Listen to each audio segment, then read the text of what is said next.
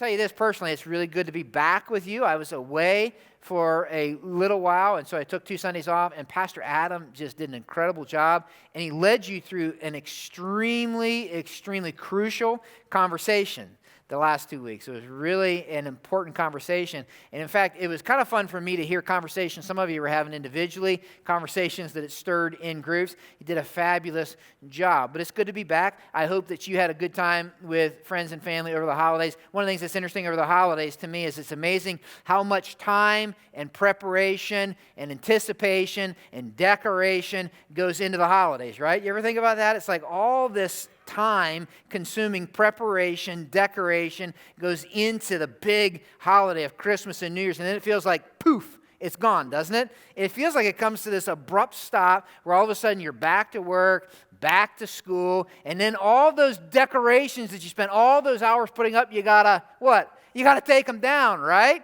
Unless you're one of those kind of people, right, that think you're ahead for next year, you gotta take them down, right? Over the holidays, my family and I went out to see my mom. Those of you who don't know, my mom's a widow, lives about 4 hours away. And so we just wanted to go out for 4 days, and we wanted to just take this simple trip to go out with the simple goal of just loving on my mom, spending time with my mom, having conversation with my mom, and enjoying the holidays with my mom. And so we were going to take 4 days and simply go out there. And every time we do that, it amazes me how easy it is for a simple little trip with a simple little goal to become really, really complicated. Anybody with me on that? That all of a sudden, yes, some of you are like, yes, that's my life, right? A simple trip, simple goal can become very complicated. In my house, the kids that are still in my house are old enough to pack for themselves, right? So everybody packs their own luggage. Say, hey, we're going away for 4 days. Prepare for 4 days. We're going to go. And so I got a boy and a girl still at home. And so my job, because I'm a little bit OCD, is to pack the van, right? And so I have a certain way I like to pack it. So their job is to get their luggage down in the mudroom so I can put it in the van so that we can leave. I like to be on time. Did I say I was OCD? I like to be on time. And so I'm saying, hey, get your luggage in the mudroom so I can get it in the van, right? And so I'm hollering, hey, got your luggage? And Aaron and I usually are first. That's my son. And so we bring our luggage down. We're like, hey, we're good to go. 4 days at Meemaw's house. We're going to have a good time, whatever. Rachel and Jennifer, you guys going to get your luggage? And they bring their luggage, and all of a sudden a simple trip becomes very, very complicated, right? Yeah. I've told every gathering I'm in trouble for that, I promise you, but we'll deal with that later. And so what happens is because then we get that in the van, and then when we get there, we stay at my mom's house, and because we're at my mom's house, everybody's got to come to my mom's house. And so the way Jennifer and I are wired is this, then we think beforehand, well, we've got to pre-plan with the people who are going to be there, meals, and we've got to buy stuff, take stuff, and we've got to figure out what's everybody going to eat when they come over. And then not only that, but you think, well, when everybody's over, what are they going to do? We don't want them to get bored, right? So we're going to have all these people over to my mom's house, and we want to make sure they're fed. My mom's kind of the age where feeding all these people is a little beyond her, and so we need to entertain them. So what kind of board games are we going to take? What kind of things can we do that are going to entertain everybody there? And then inevitably, I don't know if you knew this or not, but I was a pastor in the town where my mom lives for 14 years. Inevitably, every time we go, people show up just to say hi. Sometimes people show up for free counseling, right? It happened this last time. They show up unannounced. I'm in my pajamas and a cup of coffee. A guy said, I heard you're in town, and I wanted to run something by you so that you could help me. And it's like, okay, let's do that. And then you figure out, well, it's almost time to go back home, and we've totally messed my mom's house up, so we got to clean it up, and then we got to go back and pack the stuff that we brought so we can go home. Doesn't take long for a simple trip, but a simple goal, they get really complicated.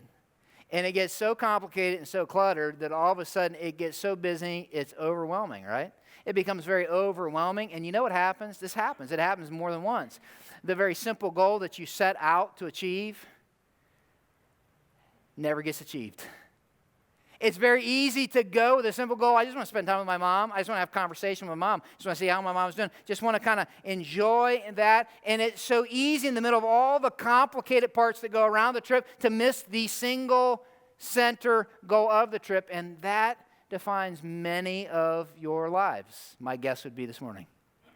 It is very easy for our simple lives to get very complicated and very cluttered. And you know why that is? Because in our culture, there are a lot of options. And the operating wisdom in our culture is that the path to happiness is to take advantage of and embrace the most options that you can. Do as much as you can while you can. And here's what happens. Before long, our simple life feels like a juggling act, right? And because what we do is we just keep adding balls to the juggling routine of our life. And then we just simply become exhausted because then the goal be, I got to keep them in the air. I can't let any of them drop. So we have school, we have family, we have friends, we have church, we have work, we have fitness, whatever else we can fit in along the way. Keeping all the balls in the air can be absolutely exhausting. You know, we live in a culture that desires to stay in touch with everybody, and no one's close to anyone. We live in a culture where people have tons of Facebook friends, but there are no real relationships. People are tweeting, nobody's talking. Teenagers, it's not beyond you. In an effort to be involved in everything you possibly can in every minute of the day, you get involved in everything, and you're passionate about nothing and convicted about nothing sometimes. Parents, in our desire, we're not beyond this, in our desire to give our kids every possible experience and advantage, we forfeit the thing that matters most: influence and relationship in our kids' lives. We get preoccupied with getting every new gadget that comes out that's supposed to simplify our life, only to find out that it is one more distraction in our life. And then in our desire to have all the toys we can, we lose our financial margin, forfeiting our opportunity to be generous, charitable, or wise in our investing. And it even happens in serving Jesus, because in our attempts to serve Jesus, we never take the time to get to know the Jesus we serve. Here's what happens. In order to juggle, think about this, in order to juggle all the balls that we juggle, here's what's got to happen over time. If we're going to do it efficiently and effectively, over time, the balls that we're juggling, which represent the things that we're doing, they all have to take on the same weight or significance for us to do it efficiently. A juggler wants something that weighs the same. If he's a really good juggler, he can juggle different objects, different weights. But over time, what happens in our lives is all of the balls that we're juggling take on the same weight and the same significance, which means this: all of a sudden, the good things that we're involved in become just as important as the best things. Over time, the temporal things that we embrace become just as significant as the eternal things. School, friends, hobbies, family, fitness, and God all seem to take on the same weight of importance in our life. You ever think about this? What drives that?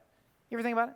What drives that? What drives us to want to see how many balls we can juggle and how cluttered and complicated we can get our life? What is it that drives us? I think I might know, and here's my shot at it. I think it's fear.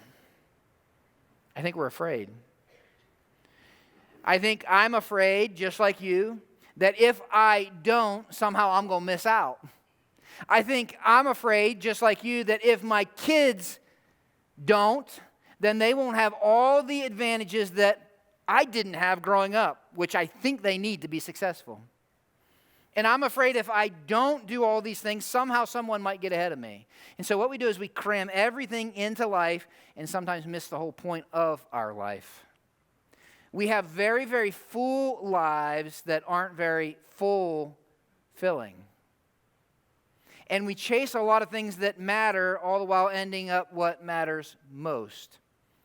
I don't know where you're at this morning. I don't know if this describes any of you, but I can tell you this. There are many, and I've talked to many already this morning, who are tired, exhausted, overwhelmed, overextended in a life that has become very complicated and very cluttered. That's why for the next 4 weeks, I simply want to talk to you about some simple wisdom for our complicated lives. And I want to begin in a very simple fashion this morning. I just want to begin the conversation. So I'd love for you to take out your outlines, which in your program. And I already know this because every time I do this, I hear from somebody, okay? Some of you get frustrated when there are no fill in the blanks, but it is called simplicity, for heaven's sake. So that's about as simple as I can get, right? But here's why there are no blanks. It's on purpose this time. I didn't have a rough week or anything like that. Because this morning, I have one point I want you to write down. There is one point in a simple little story that Jesus has for us this morning that I want you to take away this morning. Turn in your Bibles to Luke chapter 10. I want you to see this story. Luke chapter 10. And I want to get you in the right context. The book of Luke, by the way, if you're like, where's Luke? Your Bible is split into two parts. There's an Old Testament, first part of your Bible, and a New Testament, second part of your Bible. If you go to the second part of your Bible, the New Testament, it's Matthew, Mark, then Luke. Go to chapter 10, and when you get to chapter 10, this is the story of Jesus. Matthew, Mark, Luke, and John, story of Jesus. When you get to the book of Luke, chapter 9 through chapter 18, it focuses on Jesus traveling, okay? And so what you find in chapter 9 is he is determined to set out for Jerusalem because the rest of Luke's record is going to be about Jesus traveling, and his travels are going to end up in Jerusalem, and he's going to end up on a cross, and you know that story. And so Luke doesn't focus as much through 9 through 18 on his miracles as much as he does teaching, and Jesus is teaching his followers what it means to be a disciple. In the middle of that, we see this story in Luke 10. Here's what it says. As Jesus and his disciples were on their way, Jesus, came to a village where a woman named Martha opened her home to him. Now, here's what you need to know is Jesus, we know this from other passages, ends up developing a very unique and special friendship with Martha and her siblings, and we know that she has two. And we think that Martha probably was the older of the siblings. And she had a brother whose name was Lazarus. Jesus is going to do something pretty incredible with his life, John 11. And then she has another sister who's married. There are some commentators who think they were rich. And so they had the means to entertain Jesus and his crew as they came, right? Whether or not that's true or not, I don't know. But they were welcoming Jesus and his crew. And here's what it says. She, Martha, had a sister called Mary who sat at the Lord's feet listening to what he said. But, contrast, Martha was distracted by all the preparations that had to be made. Here's the story. Jesus and his crew coming, right? Martha, we think it was probably her home. She's the oldest. We're not sure, but we think that. Welcome them. And we think that the two sisters, you'll see later why that is, are working together. Jesus comes with his crew. Mary leaves the kitchen, so to speak, and then she's sitting at Jesus' feet. She's listening. Tell me about what happened here. How's this going, right? Martha, meanwhile, is in the kitchen. You can hear the pans and pots clattering and clanging, right? And over time, that contrast builds a tension that's fascinating. Look what it says. She, that is Martha, came to him, that is Jesus, and asked, Lord, don't you care that my sister has left me to do the work by myself? Tell her to help me. It's fascinating because Martha gets lathered up because her sister's out here listening to Jesus, and it sounds like she was in here helping Martha but left Martha. And so after Martha can't take it anymore, here's what Martha does. She goes out and she doesn't address Mary, she addresses Jesus. That's fascinating to me. And she says, Jesus, can't you see what's happening? And don't you care? And here's what I want you to do, Jesus. Tell her to get in the kitchen and help me, right? It's a fascinating story. I mean, sibling rivalry, right? And look at how Jesus answers. I don't think Jesus reprimands her harshly. I don't think this is harsh or mean. I think he very tenderly says, Martha, Martha. Can you hear him say it? Martha, Martha. You are worried and upset about many things, but few things are needed. Or indeed, only one is needed. Mary, your sister, has chosen what is better, and it will not be taken away from her. Fascinating story, guys. Fascinating story. And this story, can we just have full out confession? Can we have confession time? You ready? This story has been one of my least favorite stories in the entire Bible. I don't like this story. Haven't liked it up until this week. Here's why I haven't liked this story. Because every time I've heard this story talked about, I've heard it talked about this way. Martha bad, Mary good. Don't be like Martha, be like Mary. And I read this story and I'm like, really, Jesus? You mean, Jesus, you're going to reprimand the hardworking, thoughtful, take care of your needs, hospitable Martha? while not addressing the sit on your can, dreamy, I know how to get out of work, Mary? Come on. I mean, is anybody else with me? I mean, you read it and you're like, what? Mary gets to be the hero? Hasn't been one of my favorite stories. I've taken the time over the last several weeks to read this story carefully. And when you read this story carefully, you realize something is very important when you read it, that Jesus is not reprimanding Martha, remember this, for doing bad stuff. He's not reprimanding Martha for doing wrong stuff. Instead, in the story, he's pointing out that Martha is doing lots of stuff and lots of good stuff, but lots of good stuff are distracting her from the one best thing that she's not involving herself in. Literally, when it says she's distracted, see if you can relate. Here's what the word means. Her mind is going in a lot of different directions all at the same time. Anybody in the room relate? You see, we call it multitasking and wear it like a badge of honor. We understand Martha. See, when you think about it, it is kind of easy to choose between something that's good and bad. It's kind of easy to choose between something that is frivolous or unimportant and something that's important. But it is a far different conversation when I have to choose between something that is good and better. It is a far different conversation when I have to choose between things that are important and what is the most important. And that is why some of us are overwhelmed, cluttered, and complicated in our lives. Can I just say something? And if somebody wanted to amen, they could on this. Martha is not a bad person. Amen. Thank you. Martha opened her home to Jesus. She welcomed him. That literally, the word means she cared for all of his needs and the needs of his crew. Martha calls him Lord. She's a follower of Jesus. I think she loves Jesus. Jesus isn't reprimanding her for bad stuff. She's hospitable, and her hospitality would have been risky. Did you know that? See, Jesus is stirring up some tension. Some people don't like Jesus. So for her to open her home to Jesus would have been a little risky. Not only that, but her hospitality would have taken effort, time, money, thought. If I'm reading the story right, her little sister was helping her till Jesus came. And then she left her with all the work to do while she went out and listened to Jesus. And from that point on, Mary was preoccupied with Jesus. Listen close. And Martha was distracted by all the stuff that needed done for Jesus. I don't know where you're at. I don't know how you read the story. But in the story, Martha is a little worked up. But can I just say something? I like Martha. Martha and I would have got along famously. Right away, we would have hit it off.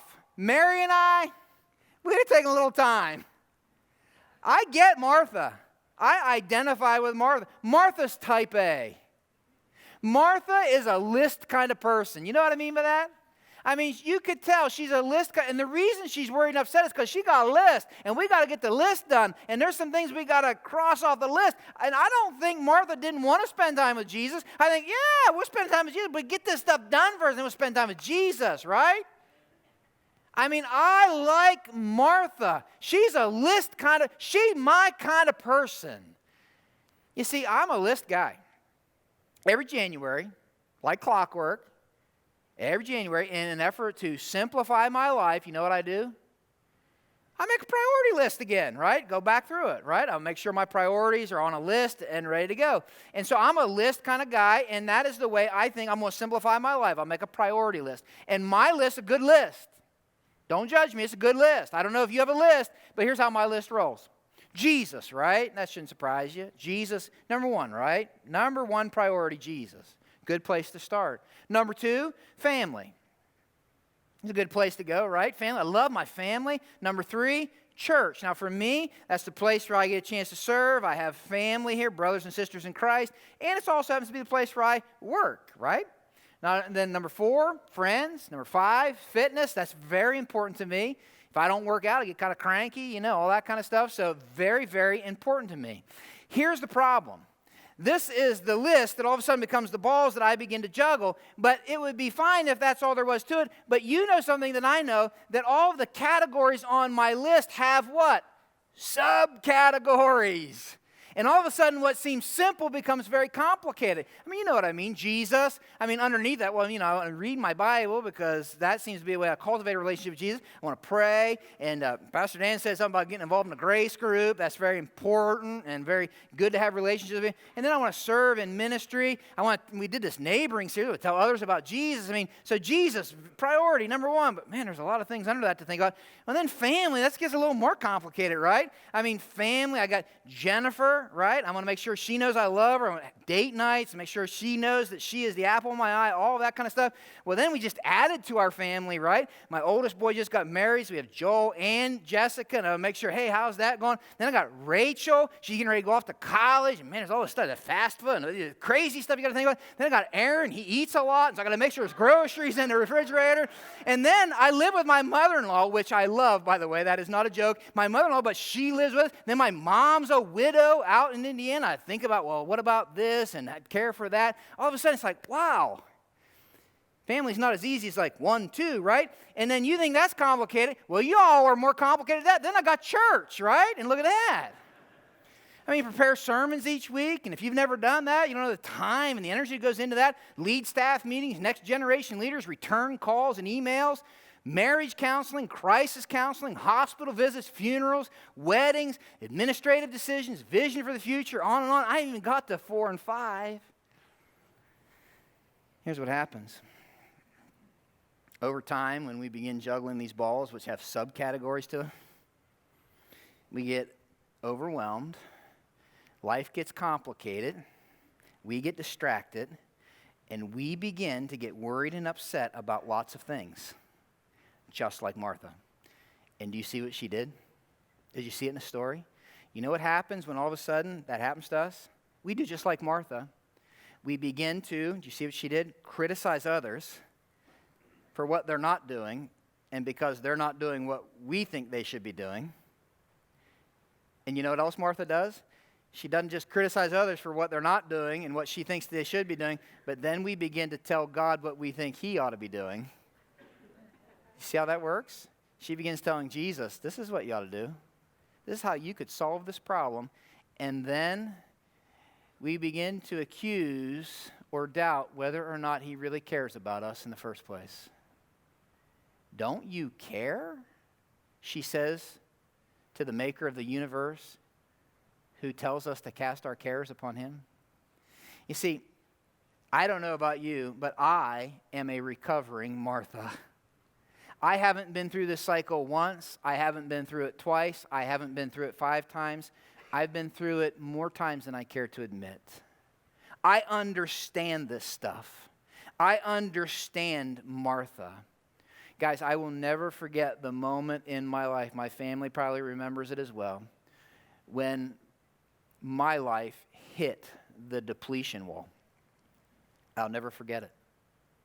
I was pastoring a church in Indiana. We planted the church. That means you start it from scratch and go. And so I was a young pastor, a young husband, a young dad. I had 4 different jobs. I was trying to do everything I possibly could do to do it right. I didn't want to disappoint anybody. I didn't want to disappoint anybody. And so I was working my full head off to make sure my wife knew I was here, but I didn't want to disappoint anybody in the church. And then we wanted to grow as a church, and God blessed, and there was people everywhere, and I wanted to make sure we kept growing. And then I had to lead through some really tough decisions, and all of a sudden, the balls that I was juggling just like this became so overwhelming, so heavy, so weighty in my life, I hit the wall. And I woke up one day and I did not recognize the person that I saw. I became somebody that I didn't know. All of a sudden, I became very critical of those people in the church that just expect me to run here and run there, and don't they think, and this, that, and the other. You know how it works? And all of a sudden, I began to look at what everybody else wasn't doing. And then I went from being critical to very disappointed. And I gave God some suggestions on how he could resolve my problem. And then I went from that to wondering if he cared about me at all. And my disappointment slid right into massive depression. And my massive depression led me to almost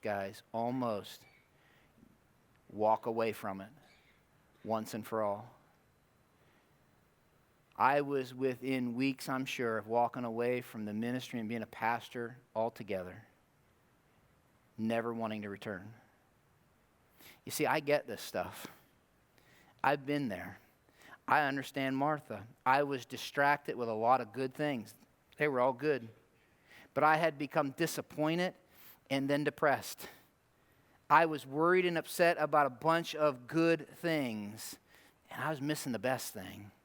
I was operating with my priority list, and it became overwhelming to me.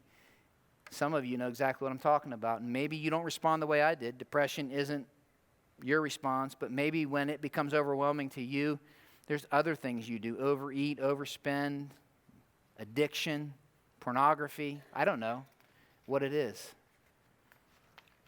Here's what I found out in my life. I want you to remember this. It's not going to sound right at first. Prioritizing my life does not necessarily simplify my life. Guys, I understand it doesn't sound right. I've read all the time management books. Prioritizing my life doesn't necessarily simplify my life, and I think it's the point of this story. Here's the only point that I want you to write down today. The only point, and that's this. Jesus does not want to be first on my priority list. He wants to be at the center of my life. Huge difference. Jesus doesn't simply want to be first among my priorities. He wants to be at the center of my life. Here's why this is important. You know this and I know this. The reason that Jesus doesn't want to be at the top of a priority list is because life doesn't work like a list. Anybody ever notice that? How does a list work? I love a priority list because when I get things done, I check them off, right? I love that. I love that feeling. When in the world do you ever get done with family? Some of you are like, can I give you some suggestions, right? No, that's not the point. When do you get done with family? You don't. When do you get done with friends? You see, life doesn't work that way, and life doesn't come at you like a priority list. I can tell you this, that when my kids are in crisis, and they come and say, Dad, I need your help. Well, you're going to have to wait. You're kind of on second on the priority list, third on the priority list. You see, life doesn't work that way. Life doesn't come at you that way. And here's what I know. Everything on my list is important. Everything. But not everything's equally important. You see, here's what happens when we begin to operate on a list. Here's what happens. Listen close. It becomes easy to attend to the urgent things that are screaming and let the important things hit the ground. I like the way Mark Driscoll put it. He said, God doesn't belong at the top of your priorities, but at the center of your life. Everything about your life orbits around him. Everything is connected to him. Maybe a better picture than a priority list would be this. Jesus in the center. Those things that are important, essential, surrounding, and you can fill in the blank bubbles. Jesus wants to be at the center of my life. I think this is somehow the secret to understanding this simple little story and its power. Martha was operating with a punch list. I think she loved Jesus. I think she was going to get to Jesus. I think she wanted to have a conversation with Jesus after she got her priority list done. Mary, on the other hand, saw Jesus as the center. That's why she's at his feet. It's fascinating. She is literally in the posture, you may not have known this, but in their culture, sitting at his feet would have been the posture a disciple would have taken. And so she's sitting at the rabbi, teacher's feet. Why? Because she wants to listen, learn, and love. Martha was focused on the duty that she had to perform for Jesus, while Mary was captivated by the beauty of who Jesus was. Martha was distracted by the many things. Mary was preoccupied by the one thing that gave purpose and meaning to all the other things. Psalm 27 says it this way. One thing have I asked of the Lord, that will I seek after, that I may dwell in the house of the Lord all the days of my life, to gaze upon the beauty of the Lord and to inquire in his temple. Martha was preoccupied with how she could serve Jesus. Now, I'm going to say something that's not, you maybe never heard it this way before. Martha was preoccupied with how she could serve Jesus. You know what Mary wanted to do? She wanted to make sure she received how Jesus was serving her.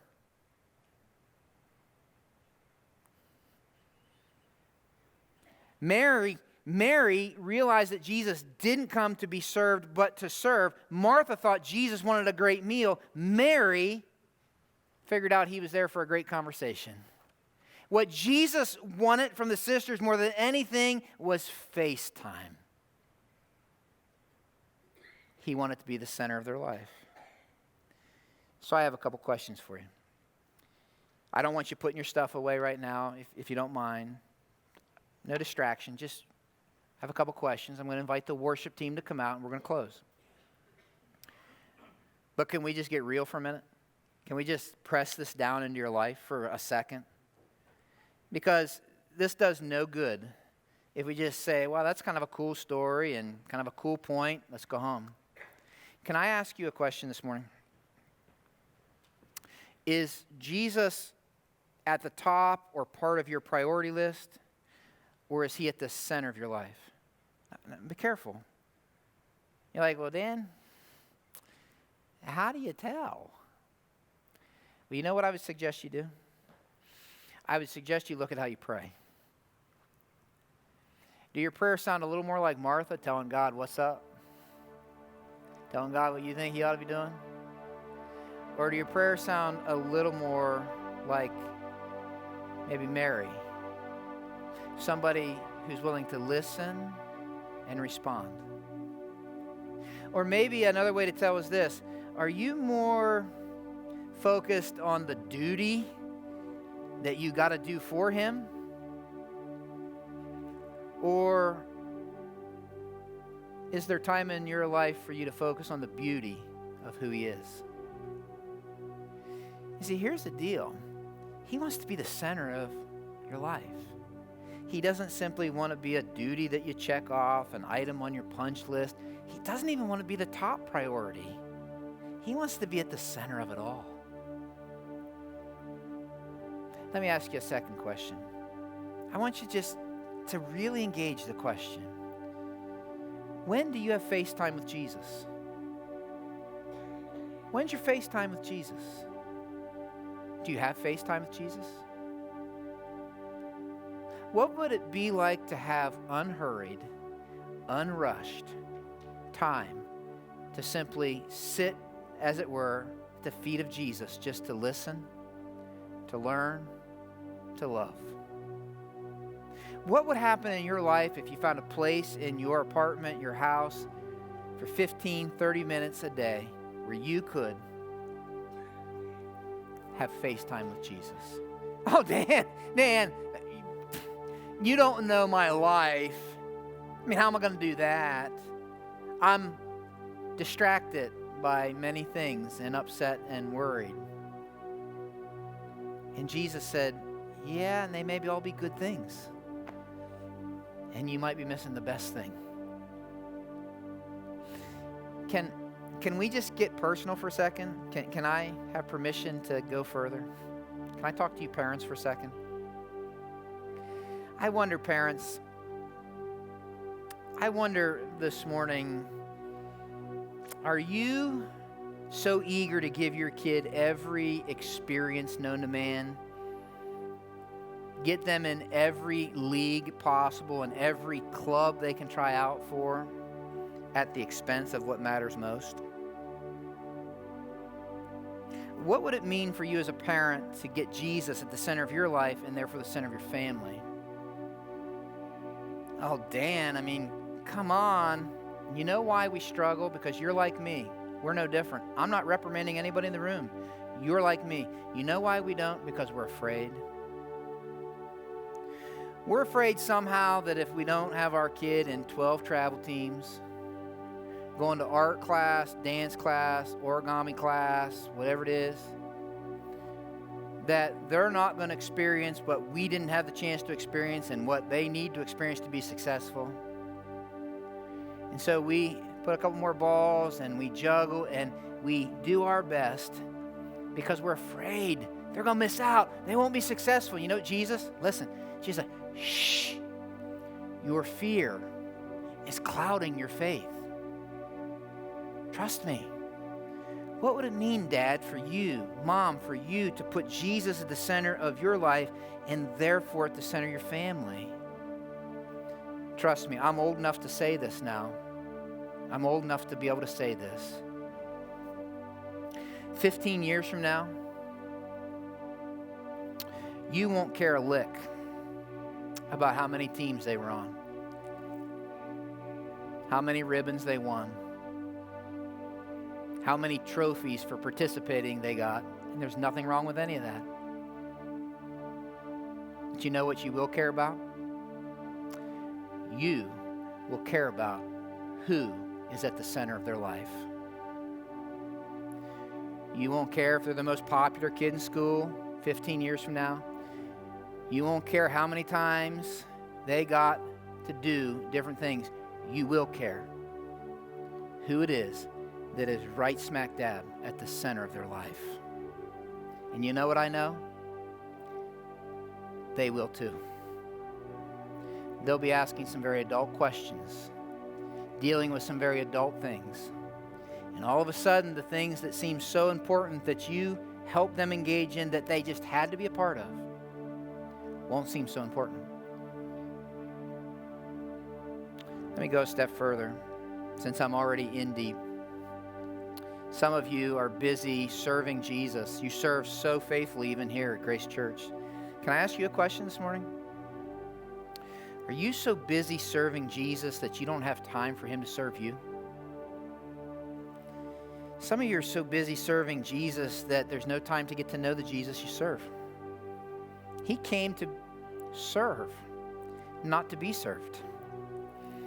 Some of you are so busy doing things for Jesus out of duty that you never have the time to sit at his feet and be overwhelmed by the beauty of who he is and what he has to say, what he wants to teach you. Do you know the irony of this story? I don't know if you've thought about this or not. The irony of this story is Martha is trying to make some dinner for the guy who fed 20,000 people with a few loaves and fishes. I think Jesus would be like, hey, listen, if we needed a big dinner, I could work something up. You see, some of you are so busy serving Jesus that you never take the time for him to serve you. You don't hear him. You never take time to learn from him. There are some of you even, and maybe you're not even in this room, you can hear me out there. And the reason you're out there is you're so busy serving him on Sunday morning, you don't even have time to come into a gathering to sit and listen to Jesus. Don't hear me reprimanding you. I'm so glad you're serving. But there comes a point in time when serving needs to cease long enough for me to know the one that I'm serving, to listen to the one that I'm serving, to love the one that I'm serving. Jesus trying to tell these sisters, listen, there's a lot of good things you can be a part of, and they can distract you from the most important thing. Teenagers, can I ask you a question? I know I'm old and I get that, but can I just engage with you for a second? I don't know who else, if anyone else is talking to you like this, but can I ask you, is Jesus just another item that's convenient on your punch list? So he's convenient when church is on the calendar. But I got a lot of places to go, people to see, and groups to impress. And so he's not so convenient all the time. Can I just tell you something? And I'm asking you to trust me. I hope I have some credibility with you.